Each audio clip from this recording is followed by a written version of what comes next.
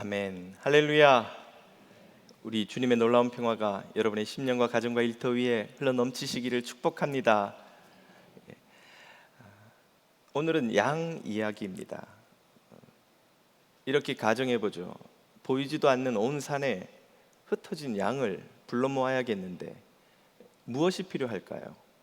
이 짧은 영상을 통해 답을 찾아보십시오.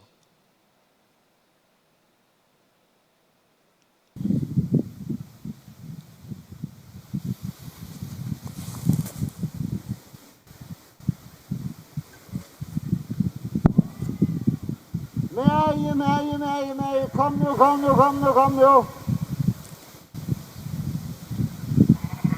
Nej, kom nu. Kom nu.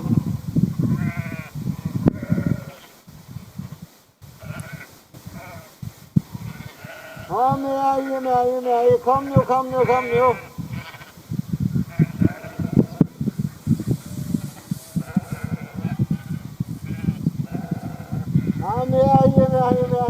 nu.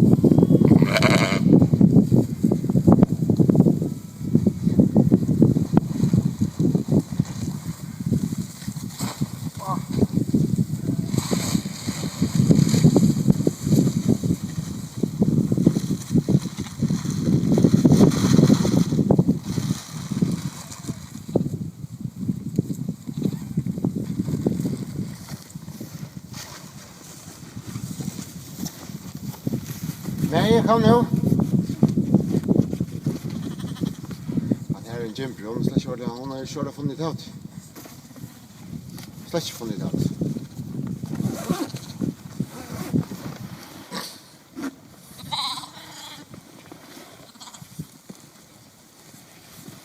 Jag vet att det här, skit det här.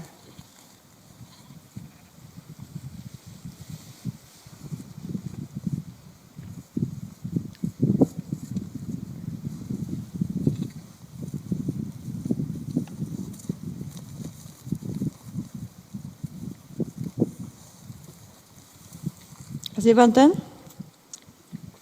Bønnen sier at de kjenner hirans rødd. Og han kjenner torra. 아멘. Amen. 네, 영상에서 보신 것처럼 온 산에 흩어진 양들을 모으기 위해 필요한 것은 고성능 망원경이나 레이더, 포획 도구가 아니라 그저 목자의 음성입니다. 양들을 부르는 목자의 음성만 있으면 양들은 어디에 있든지 그 음성을 듣고 달려오지요. 오늘 본문을 읽고 온라인에서 이 본문에 관한 영상이 있는가 좀 찾아봤습니다. 여러 실험 영상이 있는데요. 양들이 사람의 목소리를 알아듣는가? 낯선 사람은 바로 곁에서 불러도 양들이 전혀 반응하지 않습니다. 그러나 목자가 나타나서 부르기 시작하자 멀리 있던 양들도 모두 하나같이 달려와서 목자의 뒤를 졸졸 쫓아다니죠. 양들은 자기 목자의 음성을 압니다. 이것이 오늘 본문의 메시지입니다. 우리는 다시 요한복음으로 돌아와 10장 전반부를 읽었습니다. 예수님께서 목자와 양의 비유를 들려주셨습니다. 언뜻 읽어보면 여기 10장에서부터 새로운 이야기가 시작되는구나 할 수도 있지만, 잘 살펴보면 사실 10장은 9장에 있었던 시각장애인 치유 사건의 해설입니다. 9장과 10장이 연결된 하나의 이야기라는 말이죠. 왜 그런데 9장 10장으로 나누어 두었습니까? 장절을 나눈 것은 16세기입니다. 그 전까지 하나로 묶여져 있던 이야기를 길기 때문에 적당한 길이로 자른 것이지 다른 의도는 거기에 없죠. 아무튼 이 9장을 읽고 나면 시각장애인 치유 사건에 대한 의문이 하나 생깁니다. 이 시각장애인은 많이 배운 사람도 아니요, 장애를 가진 데다 당연히 가난했을 터이고 그걸로 먹고 사는 그 누구에게도 내세울 만한 것이 없는 보잘것없는 사람인데도 예수님의 말씀을 듣고 믿고 구원을 얻었습니다. 그에 비해 그를 비난하던 바리새인들은 그 누구보다 많이 배우고 많이 가졌고 존경받고 대접받고 높은 지위를 가졌고 이 팔레스틴에서 누구보다 내세울 것이 많은 사람들이죠. 그 누구보다 율법에 대해서 정통하다고 자타가 공인하는 사람들인데 그들은 왜 예수님의 말씀을 듣고도 깨닫지도 믿지도 못하는 것일까요? 비슷한 질문을 우리의 일상에서도 던져볼 수 있습니다. 똑같이 복음을 듣고도 어떤 사람은 회개하고 믿는 반면 어떤 사람은 믿지 않고 복음을 받아들이지 않죠. 똑같이 설교를 듣고도 어떤 사람은 삶이 변화되는 반면 어떤 사람은 변화되지 않고 여전히 자신이 주인되어 살아갑니다. 그 차이는 무엇일까요? 무엇이 듣고 믿는 이와 듣지 않고 믿지 않는 이를 가르는 것입니까? 오늘 본문 3절에서 예수님이 이렇게 답을 해주십니다. 문지기는 목자에게 문을 열어주고 양들은 그의 목소리를 알아듣는다. 그리고 목자는 자기 양들의 이름을 하나하나 불러서 이끌고 나간다. 답은 그 양들의 정체입니다. 주님의 양들은, 목자의 양들은 자기 목자의 음성을 알아듣는다는 말이죠. 왜 시각장애인이 예수님의 말씀을 믿었습니까? 예수님의 양이었기 때문이죠. 왜 그 바리새인들은 예수님의 말씀을 믿지 않았습니까? 예수님의 양이 아니었기 때문입니다. 참 목자의 양들은 자기 목자의 음성을 알아듣고 따라갑니다. 참 목자는 자기 양을 알아보고 그 양을 불러서 푸른 초장 쉴만한 물가 생명의 땅으로 인도하십니다. 그 목자가 누구십니까? 바로 우리 주 예수 그리스도이십니다. 그 예수님이 양들을 부르는 이유가 무엇인지를 9절 10절이 이렇게 알려줍니다. 나는 그 문이다. 누구든지 나를 통하여 들어오면 구원을 얻고 드나들면서 생명의 꼴을 얻을 것이다. 나는 양들이 생명을 얻고 또 더 넘치게 얻게 하려고 왔다. 참 목자 되신 예수님은 저와 여러분에게 영원한 생명을 주시려고 이 땅에 오셔서 우리를 하나하나 그 이름을 불러주십니다. 그리고 우리를 인도해 주십니다. 그 주님의 음성을 듣고 쫓아가는 양들은 생명을 얻습니다. 저와 여러분이 참 목자 되신 예수님 음성을 듣고 생명 얻게 되기를 주님 이름으로 축복합니다. 그러나 세상에는 이 목자의 음성만 우리 귀에 들리는 것이 당연히 아닙니다. 우리가 시끄러운 쇼핑몰이나 시장이나 파티에 가면 워낙 음악 소리, 사람들 말소리, 소음, 자동차 소리, 소음이 많아서 곁에 있는 친구의 말소리도 잘 안 들릴 때가 있죠. 그처럼 이 세상에는 주님의 음성이 아닌, 목자의 음성이 아닌 소리도 우리 귀에 많이 들려옵니다. 오늘 본문 1절입니다. 내가 진정으로 너희에게 말한다. 2번이나 강조하시죠. 진짜 이건 진짜로 내가 너한테 꼭 이건 이야기해주고 싶어. 주님이 강조하시는 거예요. 조심하라고. 무엇을 강조합니까? 양 우리에 들어갈 때에 나처럼 문으로 들어가지 아니하고 다른 데로 넘어가는 사람이 있다. 그들은 도둑이요 강도이다. 다시 말해 이 세상에는 목자의 음성만 들리는 것이 아니라 도둑의 음성, 강도의 음성도 많이 들린다는 말입니다. 그 음성을 조심해야 합니다. 왜 조심해야 할까요? 그 이유가 10절에 나오죠. 도둑은 다만 훔치고 죽이고 파괴하려고 오는 것뿐이다. 도둑의 음성, 강도의 말은 우리 귀에 달콤하게 들리지만 매력적이지만 이렇게 하면 내가 원하는 걸 다 가질 수 있을 것 같지만 내가 가장 좋게 되는 길 같지만 그 음성을 듣고 따라가면 멸망합니다. 생명을 빼앗깁니다.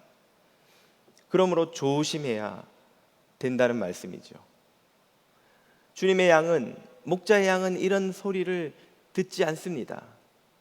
주인의 음성을 알기 때문이죠. 주인의 목소리를 가려낼 수 있기 때문이죠. 본문 5절을 보십시오. 양들은 결코, 내 양들은, 이 말이에요. 나의 양들은 결코 낯선 사람의 목소리를 듣고 따라가지 않을 것이고 오히려 그에게서 달아날 것이다. 왜냐하면 그것은 양들이 낯선 사람의 목소리를 알지 못하기 때문이다. 양들이 아는 것은 내 목소리이기 때문에 내 말을 따라오는 그것이 내 양이다. 세상의 목소리, 강도의 목소리, 마귀의 목소리를 따라가는 것은 내 양이 아니다 하는 말씀이죠. 제가 전에 한번 여러분과 나눈 기억이 납니다만 LA에서 청년부를 섬길 때 어느 날 저녁 그 시원한 시간에 청년들이 운동장에 모여 운동을 했습니다. 저도 가족과 함께 나가서 그 청년들 옆에서 함께 운동도 하고 아이들과 잠깐 놀기도 하고 그때가 평화가 4살쯤 됐을 때 같아요. 아장아장 이제 좀 막 걷기도 하고 뛰기도 하고 4살이면 뛰죠. 예, 그렇게 데리고 운동장 곁에서 노는데 저 맞은편에 꼭 평화만한 그 나이로 보이는 아이가 비슷한 사이즈의 아이가 아빠하고 또 오는 거예요. 그래서 쭉 오는 거 보고는 아이가 비슷하니까 반갑기도 하고 눈도 마주치고 그래서 함께 놀리면 좋겠다 싶어서 제가 평화를 이렇게 보내면서 야 저기 친구한테 가서 허그하고 놀아 그리고 이렇게 보내니까 그 아버지도 아이를 보내면서 이러는 겁니다.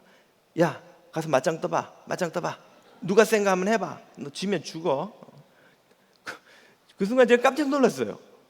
아니 4살짜리가 뭘 어떻게 맞짱을 뜰 것이며 누가 세면은 세서 뭐 하겠다는 거예요. 4살짜리가 쥐면 죽는다니 그 4살짜리한테 그게 무슨 의미가 있겠어요. 그 순간 제가 굉장히 깜짝 놀랐습니다. 놀라고 많은 생각을 했어요. 먼저는 이 세상에 사는 사람들이 다 우리처럼 하나님의 말씀을 듣고 사는 게 아니구나. 첫째는 그걸 느꼈고 두 번째는 그 아이가 4살 때부터 낯선 일을 만나면 일단 싸워서 이겨서 제압해야만 된다는 메시지를 아빠로부터 계속 듣고 자란다면 그 아이가 하늘의 새도 먹이시고 들의 백합화도 입히시는 주님의 은총에 대해 듣지 못한 채 그냥 자란다면 그 아이의 인생관이 어떻게 될 것이냐.